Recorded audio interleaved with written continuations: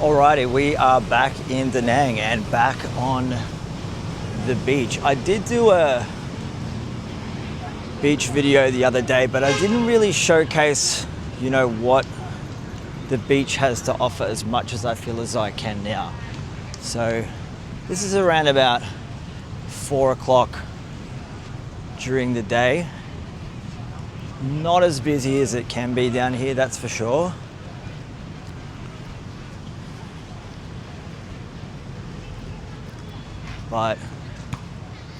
And this is the main beach down in Da Nang. Obviously people over there playing some volleyball. That dude over there doing some exercise. We'll head down that way on the way back. But just thought I'd show you this part.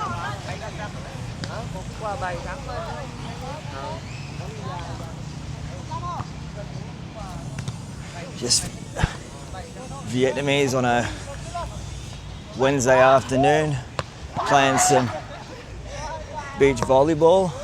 It's like they're on holiday. They might be on holiday. Don't really know, to be honest. But that end of the beach looks way busier.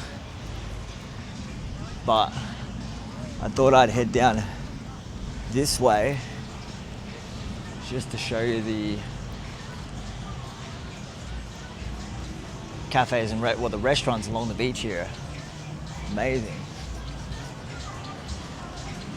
So a bit of an update on, I suppose, what I've been up to the last few days. I came back to Da Nang. I'm traveling with two girls at the moment. You may have seen them in a few of my other videos. I've been talking up Da Nang the whole time and telling them, you gotta come to Da Nang, it's just so beautiful. The beaches are awesome. Just the vibe of the whole town is just, amazing. So I thought I'd,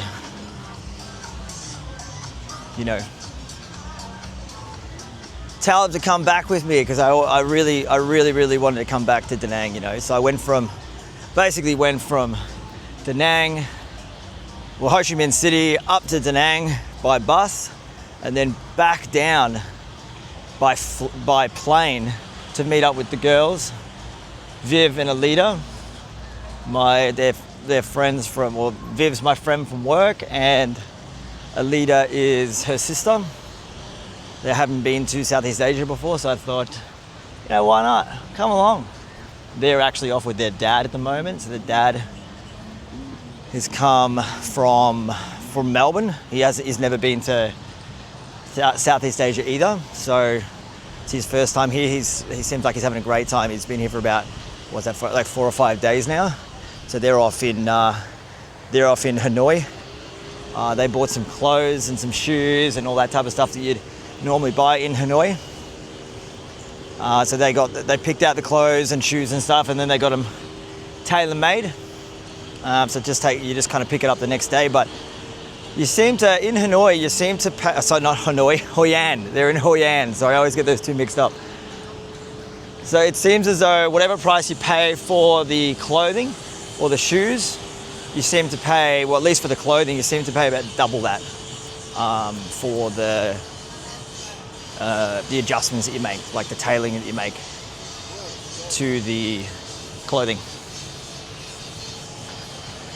So this is actually, that one's there is under construction. Don't know what's going on there. I think I may have shown that the other day, but this one here is now my favorite place. If you've been here, it's one of the main places you'd go to it's a really nice place to go to during the day or sunset. I actually went there for breakfast the other day. It's called Esco Beach. They just have a really amazing view of the beach and a nice pool that you can actually go into after you've had your food or while you're waiting for your food, really. It's warm enough to go in there really any time of the day, which is nice. Food there's around about, depending on what you're getting, but usually between 150 to 250,000 So what's that, around about $8 to maybe like 15 Australian dollars, something along those lines.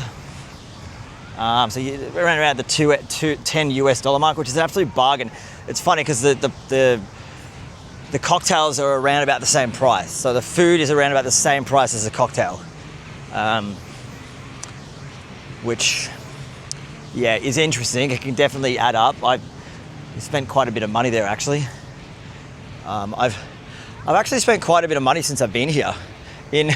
I got told before I came here, hey, you can live here for maybe $1,000 a month, $1,000 US dollars a month, or you can live like a king for $1,500 US dollars a month. I have been here a month, and I tell you, yeah, there's definitely a way you can do that. However, you have to really watch your budget and kind of not eat out at that'd be considered, that Esco Beach would be considered a expensive restaurant here.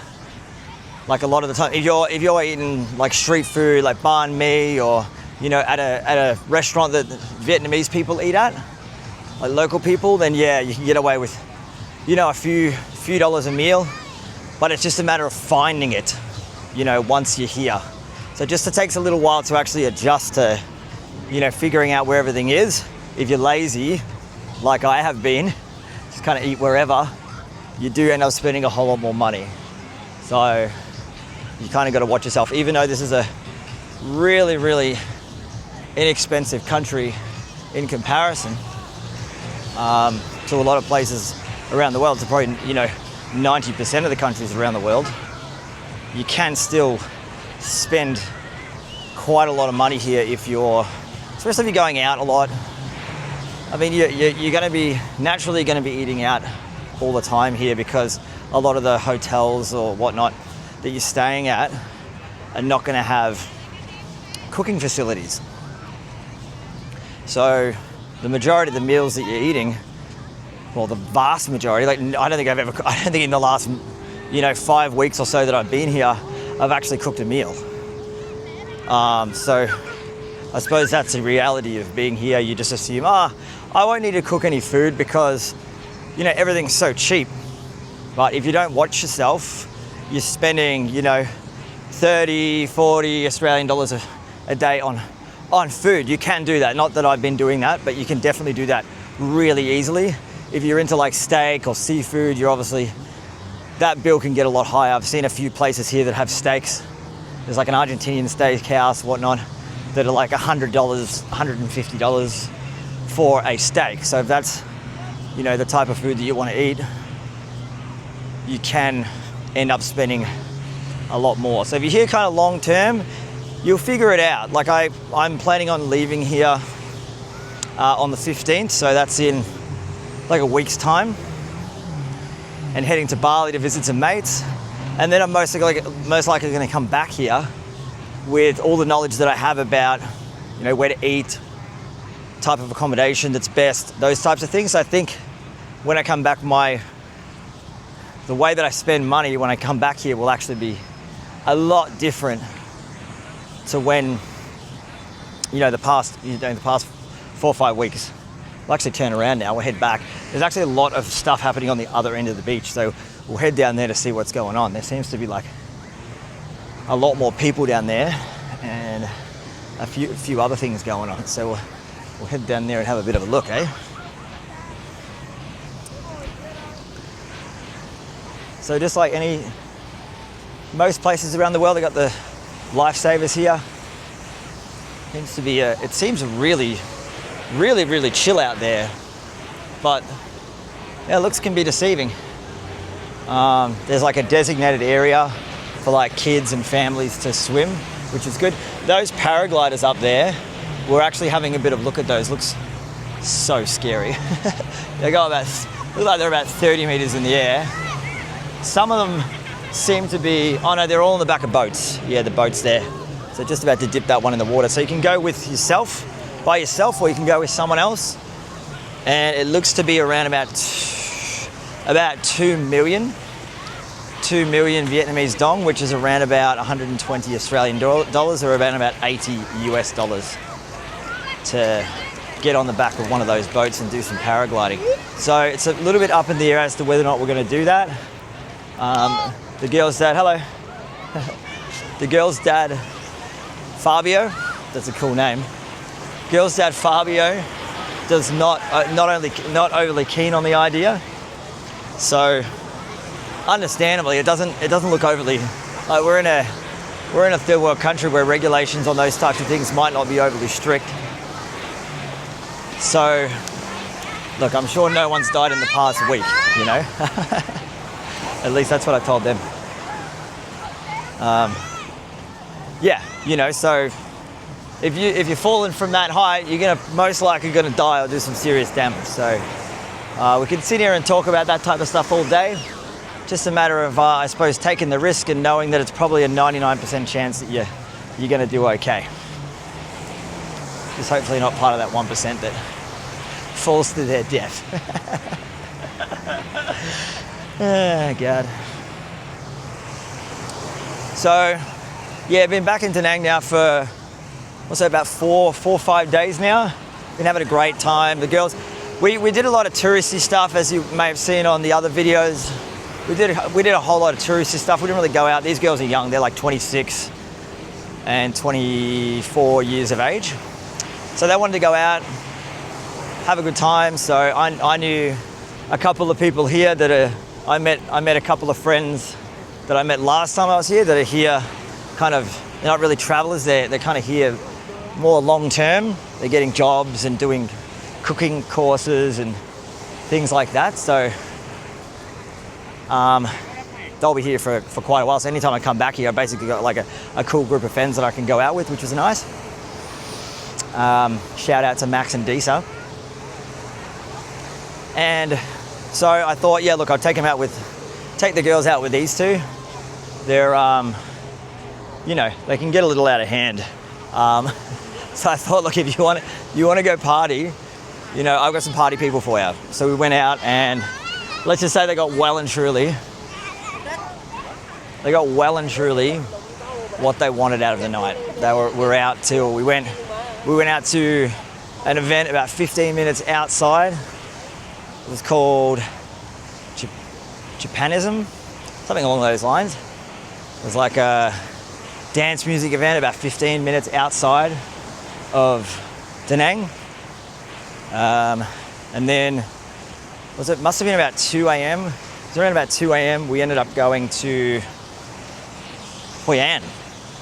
So we hadn't been out in Hoi An, so we decided, hey, let's go out in Hoi An and see what that has to offer. So in Hoi An, they've just got like one strip of bars, like one after the other, playing like really, really loud music. So we ended up just going out there and, you know, dancing around like freaks for quite a number of hours, and then in bed at around about 5:30, 6 o'clock. So it was a reasonably late one, but we all recovered pretty well.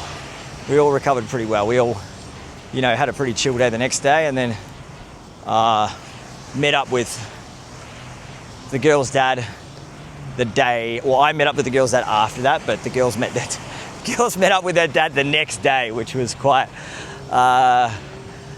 it wouldn't have been the greatest time for them ever. I remember just before us going to bed, I remember saying to the girls, hey girls, are you looking forward to see your dad in a few hours?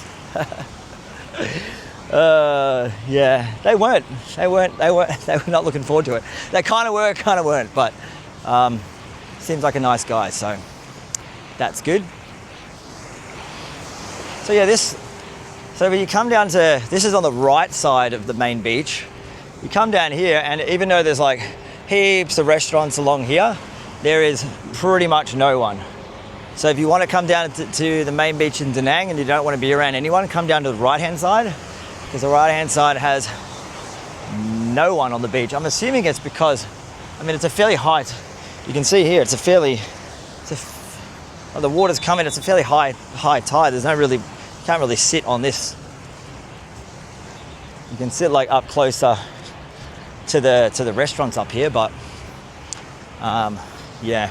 The funny thing is, we've been in Da Nang you know, quite a few days now. The girls wanted to go out in Da Nang, but we actually haven't been out in Da Nang, like out drinking in Da Nang. We've really been to like Hoi An and like some other event, you know, a little further out. So one of these days we will. One of the girls has to go do a border run. Her visa, it was Viv, one of the sisters. Her visa runs out on the 11th, which is a couple of days from now. So they're gonna have to do a visa run to to Cambodia. Oh, sorry, not Cambodia, to Laos. So they're going to do a visa run to Laos together. Which a visa run, there's actually companies here. If you run out of visa, which for an Australian anyway, you get 90 days. If you run out of visa, it's really easy. You just get in contact with, there's like companies here. Their whole company is a bus. You pay them quite a bit of money. You pay them like 4 million, which is about 240 Australian dollars, which is about 160 US dollars. They organize the whole visa. You give them your passport. They organize the bus, and if you need a visa into Laos, they organize that for you as well. You get on the bus about 7 o'clock in the morning. It takes 5.5 hours from here to get to Laos. You go 5.5 hours. They take all the passports. You sit on the bus. They take the passports over, stamp all the passports, and then they come back on the bus with your passports, and then you do the 5.5 hour journey back to Da Nang. It's as easy as that, really, and you get an extra 90 days, you've paid your money, and that's about it. Or I'm assuming you could probably try to do that yourself, but I don't know how else to do that other than like catch the bus to the border yourself. The bus from Da Nang to Laos, 5.5 hours up there and back, so an 11-hour bus is about 60 Australian dollars or 40 US dollars if you go through this company, which I think is not too bad. I think that if you prefer just to be, you know, at ease when you're doing that type of thing, it's a much better option to pay you're probably paying a bit extra for them to obviously do that for you, otherwise they wouldn't be in business. So as you can see over here, there is a ton of people in the water. Not as busy as I've seen it. I've seen it probably 5 times as busy as that, which is freaking crazy. But you got like a lot of like families and kids, a lot of people on holiday. There's a lot of like Koreans, like they got Korean barbecue places all over Da Nang. A lot of Japanese as well on holiday. It seems like it's quite a popular place, Vietnam, for other Asians from other Asian countries to come, because I'm assuming just because of the beaches and like how nice the people are, and you know how cheap it is as well for a holiday. And it's funny that the price of everything, how cheap it is, definitely does not mean the quality is bad. The quality of the food here is unbelievable. You can get Western food if you really want to, but Vietnamese food itself is incredible. So, you know, if you kind of want to go out of your comfort zone a little bit, there's a lot of weird stuff you can eat here as well. Depends what you're really into. What's this over here? Like a Sprite slide. I wonder if anyone's going down it. I think the last time I did a walk along here, there was something else being built. I don't know if it's going, if that stage is coming up or coming down. It is a Wednesday right now, so I'm assuming that it's probably going up. Yeah, also anyone wanting to know how much it costs you for one of those umbrellas over here. So the umbrellas usually, like the umbrella with the chair underneath, is around about, and I actually recommend that if you want to like kind of sit on the beach with a really nice view and have something to drink or eat under the shade. It's about 40,000 Vietnamese dong per person, which is around about $2 to rent one of these chairs, and you usually get it, well, in my experience, I got it for about 2 hours. The beers are like $1.50, and the meals are about $4 or $5 when you sit down there. It's an absolute joke an absolute bargain. And they're lined kind of all the way up the beach. Usually they're pretty crowded, but I mean, I seem to find one yesterday really, really easily. So it's an absolute, just yet another bargain that you'll find here along the beach if you prefer not to, go to the more expensive restaurants along the beach. There's always, right on the beach here, there always seems to be some type of event going on, which is pretty awesome. I tell you, it's all happening here in Da Nang. There's always something to do, and it's not just, party central. You can completely avoid the parties if you want to. There's really only one.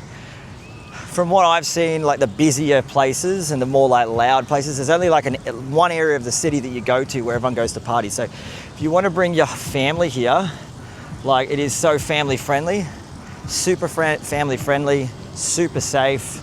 That is a water slide, but there's no one on it. Yeah, that's active too. It's an active water slide. There's water spewing out the bottom of that one. Oh, and it goes into like the balls. What that is. It doesn't say how much it is. That's pretty sweet. It's like a ball pit at the bottom of the slide. How much is it? Oh, free. It's free? Yeah. Yeah, so that's a free slide, which is nice of them to put that on. Obviously, it's a advertisement for some type of drink, Sprite. I think it's Sprite. Yeah, never heard of it. Anyway, that's really like kind of the main beach. That's on a Wednesday. It is a lot more packed usually on the weekends down there, and just generally in town. Yeah, there's a lot of tourists. There's a lot of people living in Hoi An, which is about a half an hour drive from here, that come here for the weekend to meet up with friends and or party or whatnot. So generally, or just go to the beaches are really nice, obviously here as well. So they come here, and the places are really, really packed out. The bars and the restaurants and the accommodation, those types of things. So I'll leave it at that for now. The next video that I'm going to make, I'm 95% certain, is going to be, there was one of the comments that was left on one of the videos that I had recently that he or she really wanted to see what the bars were like in Da Nang. So there's a very good chance that I'm going to do a bit of a bar walk one of these nights, and I'd like to make it that Monday nights are usually quite dead here on in the bars just in general. So I think that I'd prefer to do it leading up to the weekend. So potentially tomorrow night or potentially Friday night. We'll see how it goes. So whoever that was that commented in the last video, your wish has come true. Cool. I'll see you in the next one.